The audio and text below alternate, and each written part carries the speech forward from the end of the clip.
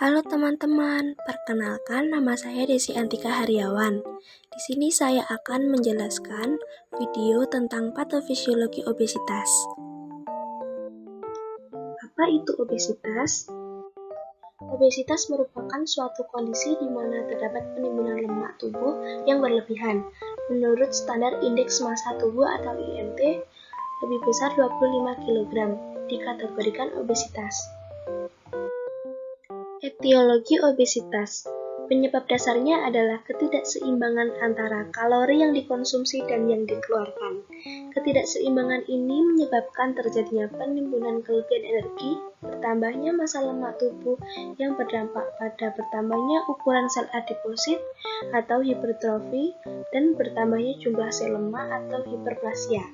Hal ini menyebabkan diproduksinya sel adiposit abnormal, asam lemak bebas atau free fatty acid atau FFA, dan penanda inflamasi. Makin berat disfungsi adiposit yang terjadi, makin nyata manifestasi klinis dan komorbiditas obesitas. Patofisiologi obesitas. Faktor risiko obesitas yang pertama faktor genetik, yang kedua kebiasaan makan, yang ketiga gangguan emosi. Yang pertama, faktor genetik atau faktor keturunan. Dalam satu keluarga, untuk menurunkan tidak hanya berbagai gen, tetapi juga pola makan dan gaya hidup anak yang serupa dengan orang tuanya. Yang kedua, sering mengonsumsi makanan siap saji dan olahan. Makanan siap saji dan olahan cenderung tinggi lemak dan gula namun rendah serat. Makanan berlemak dan bergula mempunyai kepadatan energi yang tinggi. Yang ketiga, gangguan emosi yang disertai mengonsumsi makanan secara berlebihan. Ketiganya menyebabkan kelebihan energi yang disimpan dalam bentuk jaringan lemak.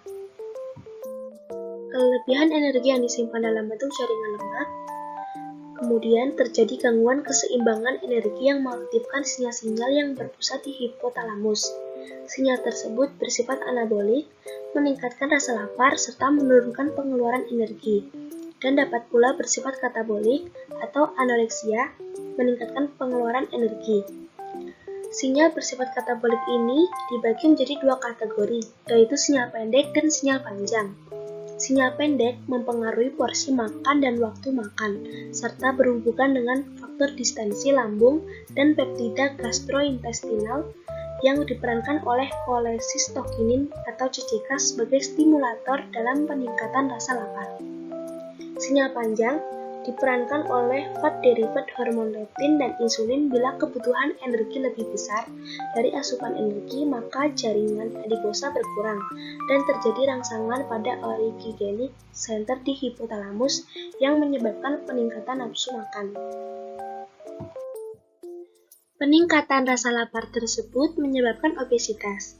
Obesitas ini yaitu pemasukan makanan berlebih ke dalam tubuh yang mengakibatkan gejala penis terlihat kecil. Penis terlihat kecil ini menyebabkan gangguan citra tubuh, penimbunan lemak di bawah diafragma sehingga menyebabkan sesak nafas saat tidur, berat badan meningkat, dan sulit berinteraksi. Komplikasi obesitas yaitu dislipidemia, jantung koroner, sleep apnea, hipertensi, diabetes mellitus tipe 2, dan asma. Yang terakhir, tips mengatasi obesitas menurut Kementerian Kesehatan Republik Indonesia.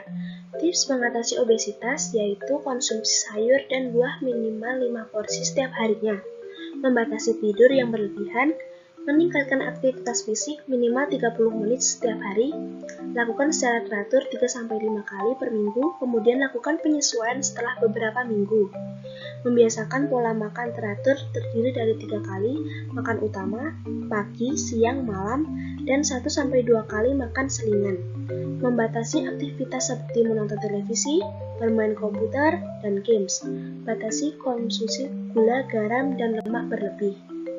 Sekian dari saya, terima kasih, semoga bermanfaat.